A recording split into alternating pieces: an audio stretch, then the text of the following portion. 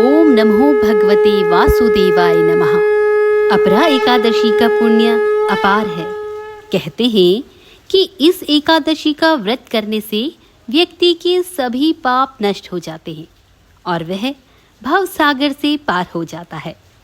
मान्यता है कि इस दिन विष्णु सहस्त्र नाम का पाठ करने से सृष्टि के पालनहार श्री हरि विष्णु की विशेष कृपा बरसती है। जो लोग एकादशी का व्रत नहीं कर पाते हैं उन्हें भी इस दिन भगवान विष्णु का पूजन करना चाहिए और इस दिन चावल का सेवन नहीं करना चाहिए। नमस्कार, स्वागत है आपका नीलम ज्ञानवाणी चैनल में। तो आज के वीडियो में मैं आपके लिए लेकर आई हूँ अपरा एकादशी व्रत की कथा। जो भी भक्त अपरा एकादशी का व्रत विधि विधान से करता है, भगवान विष्णु उसके सभी कष्ट दूर कर देते हैं और उसे सुख समृद्धि और सौभाग्य की प्राप्ति होती है। पौराणिक मान्यताओं के अनुसार इस व्रत को करने से न सिर्फ भगवान विष्णु बल्कि माता लक्ष्मी भी प्रसन्न होकर अपने भक्त के घर में वास करती हैं। पद्म पुराण के अनुसार इस एकादशी का व्रत करने से और इसकी कथा का श्रवण करने से मनुष्य भव सागर से पार हो जाता है और उसे प्रेत योनि के कष्ट भी नहीं भुगतने पड़ते हैं। तो भक्तों, अपरा एकादशी जैसा कि इसके नाम से ही ज्ञात है, अपार पुण्य देने वाली। तो अपार पुण्य देने वाली इस एकादशी में इसकी कथा का श्रवण सभी मनुष्यों को अवश्य ही करना चाहिए। तो चलिए देर न करते हुए इस कथा का श्रवण करते हैं। इससे पहले अपरा एकादशी के महत्व के बारे में जान लेते हैं।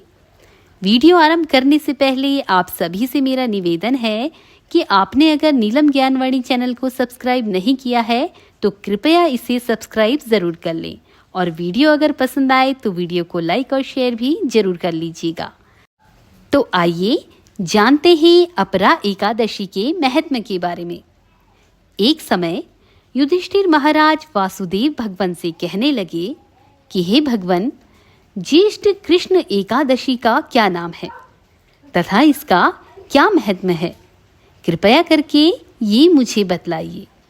अब भगवान श्री कृष्ण जी कहने लगे कि हे राजन, यह एकादशी अचला तथा अपरा दो नामों से जानी जाती है।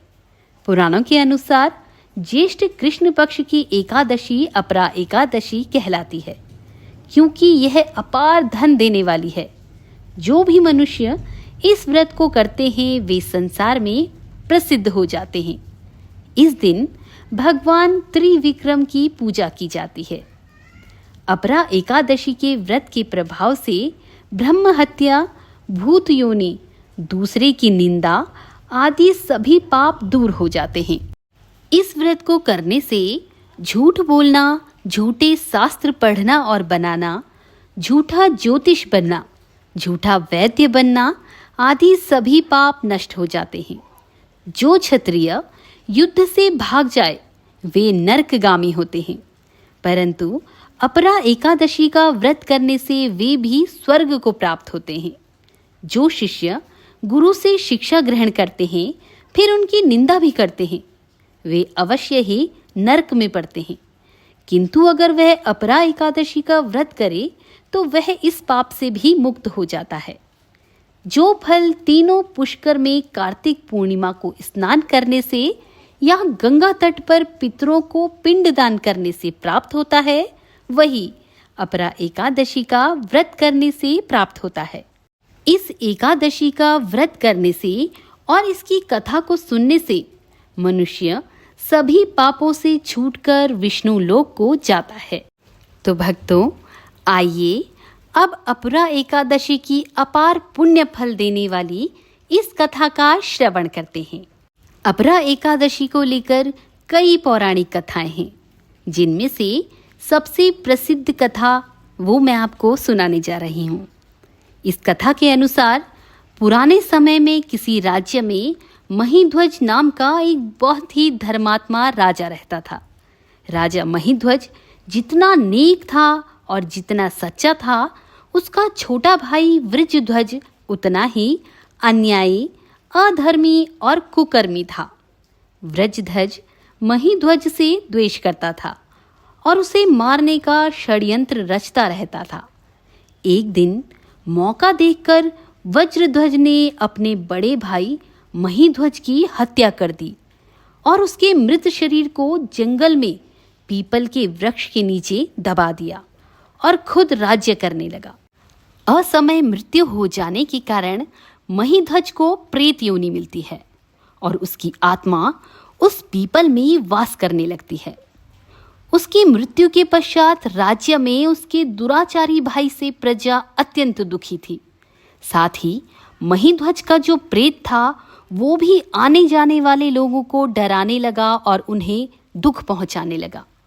लेकिन उसके पुण्य कर्मों का सौभाग्य था कि एक दिन उस रास्ते धौम्य ऋषि का गुजरना हुआ। उन्हें आभास हुआ कि कोई प्रेत उन्हें तंग करने का प्रयास कर रहा है। अपने तपोबल से उन्हें राजा के साथ हुए अन्याय का आभास हुआ और उसका भविष्य सुधारने का वे जतन सोचने लगे। सर्वप्रथम उन्होंने राजा की प्रेत आत्मा को पकड़कर उसे परलोक विद्या और अच्छाई का पाठ पढ़ाया।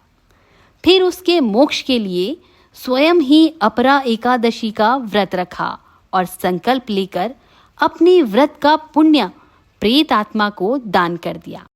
इस प्रकार राजा की आत्मा को प्रेत जीवन से मुक्ति मिलती है और वह दिव्य शरीर धारण करके वैकुंठ लोक को चला जाता है। तो भक्तों, ये थी अपरा एकादशी व्रत की कथा। उम्मीद है यह कथा आपको पसंद आई होगी।